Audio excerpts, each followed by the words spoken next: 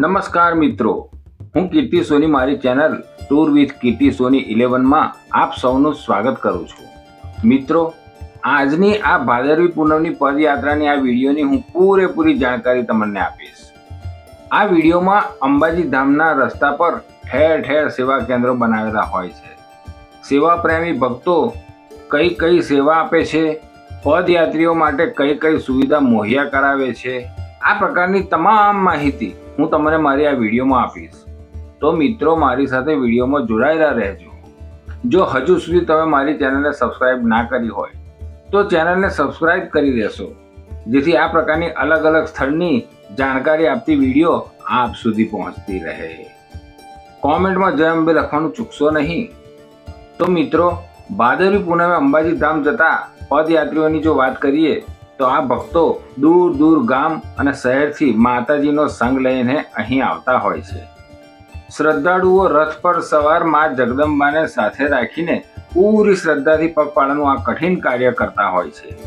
ભક્તોનો ઉત્સાહ જ એટલો હોય છે કે તે તાપ, તડકો કે વરસાદની કોઈ જાતની ફિકર કરતા નથી. વરસાદ ગમે તેટલો પડે પણ ભક્તોના ઉત્સાહમાં કોઈ પણ જાતની કમી આવતી નથી. માં જગદંબાની કૃપા દ્રષ્ટિ તેમના પર હંમેશા બનેલી રહે છે.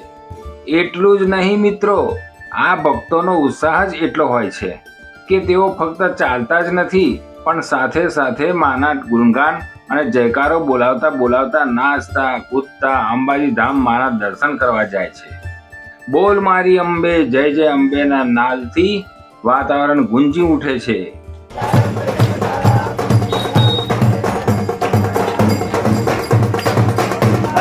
बोल मारी अम्बे जय जय अम्बे, बोल मारी अम्बे जय जय अम्बे, जय जय अम्बे, बोल मारी अम्बे, बोल मारी अम्बे जय जय अम्बे, बोल मारी अम्बे जय जय अम्बे, जय जय अम्बे, बोल मारी अम्बे जय जय अम्बे, बोल मारी अम्बे, अम्बे मात की जय. આ નજારો મિત્રો હું તમને બતાવી રહ્યો છું, જેને જોતા જ તમને પણ પગપાળા માના દર્શને જવાનું મન થશે. માઈ ભક્તો જે રસ્તા પરથી પગપાળા જતા હોય છે તે રસ્તા પર સેવા પ્રેમી ભક્તોએ સેવા કેન્દ્ર ઊભા કરેલા હોય છે. સેવા પ્રેમી ભક્તો રસ્તા પરથી પસાર થતા ભક્તોને ખાવા પીવાની તથા આરામ કરવાની સુવિધા પણ ધ્યાનમાં રાખતા હોય છે. અંબાજી ધામ સુધીના તમામ રસ્તાઓ પર મોટી સંખ્યામાં આ પ્રકારના સેવા કેન્દ્રો દ્રશ્યમાન થાય છે.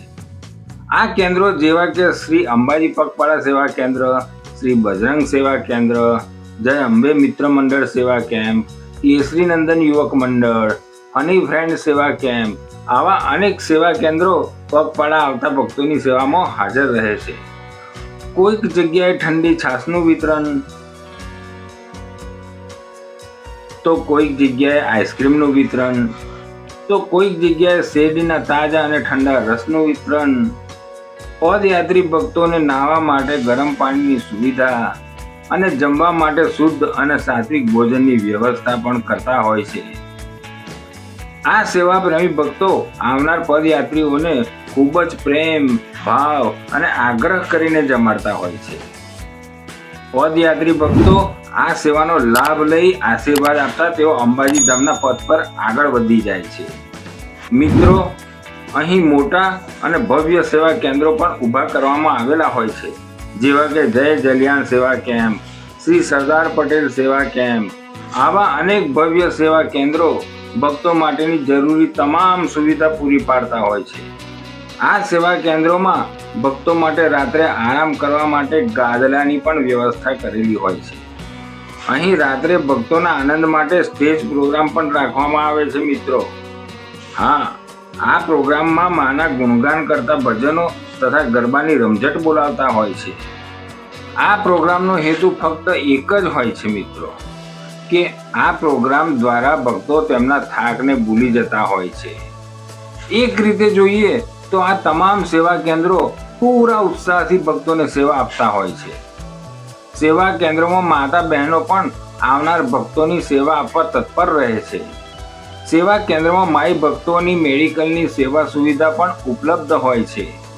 વાલા મિત્રો, આવા સેવા કેન્દ્રોને મારા કોટી કોટી પ્રણામ. માતાજીને મારી એ જ પ્રાર્થના કે તેમના આવા ભગીરથ કાર્યો ઉત્તરોત્તર પ્રગતિ કરતા રહે માની કૃપા તેમના પર અવિરત વરસતી રહે. વર્ષોથી ચાલતા આ સેવા કેન્દ્રોનો હેતુ બસ ફક્ત નિસ્વાર્થ સેવા કરવાનો હોય છે. આ સેવા કેન્દ્રોમાં ભક્તો પોતાનો કિંમતી સમયમાંથી સમય કાઢી સેવા આપતા હોય છે. ધન્ય છે આ સેવા પ્રેમી ભક્તોને. મિત્રો, પદયાત્રી ભક્તો પોતાની સાથે માતાજીના રથને સાથે રાખીને અંબાજી દર્શને જતા હોય છે. માનો રથ જ્યારે પોતાની પાસે હોય ને મિત્રો, ત્યારે એવો ભાસ થાય છે કે માતા જગદંબા પોતાની સાથે ચાલી રહ્યા હોય. કષ્ટો વેઠીને પગપાળા જતા શ્રદ્ધાળુઓ મા અંબાના ધામમાં આવતા જ પોતાનો થાક અને કષ્ટો ભૂલી જાય છે અને ભાવ વિભોર થઈ જાય છે. ત્યારે તેમની આંખ હર્ષના આંસુથી છલકાઈ જાય છે. ચોધાર આંસુ સાથે માના ખોળામાં રડી પડે છે. તો મિત્રો, આ છે મા પ્રત્યેની ભક્તિ અને આ છે મા પ્રત્યેની શ્રદ્ધા. તો આવા માઈ ભક્તો તથા સેવાપ્રેમી ભક્તોને મારા કોટી કોટી વંદન. મિત્રો, આ હતી જાણકારી પગપાળા જતા પદયાત્રીઓની સંગની અને રસ્તામાં સેવા આપતા માઈ ભક્તોની. મને આશા છે કે મારી આ જાણકારી તમને પસંદ આવી હશે. જો વિડીયો પસંદ આવી હોય તો વિડીયોને લાઈક, શેર અને ચેનલને સબસ્ક્રાઈબ કરી દેશો. મા જગદંબાની કૃપા સદૈવ તમારા પરિવાર પર બનેલી રહે. નવા વિડીયોમાં નવા ડેસ્ટિનેશન અને નવી જાણકારી સાથે ફરી મળીશું. અત્યારે મને રજા આપશો. તમે તમારો અને તમારા પરિજનોનો ખ્યાલ રાખજો. નમસ્કાર. જય માતાજી. જય મા જગદંબા.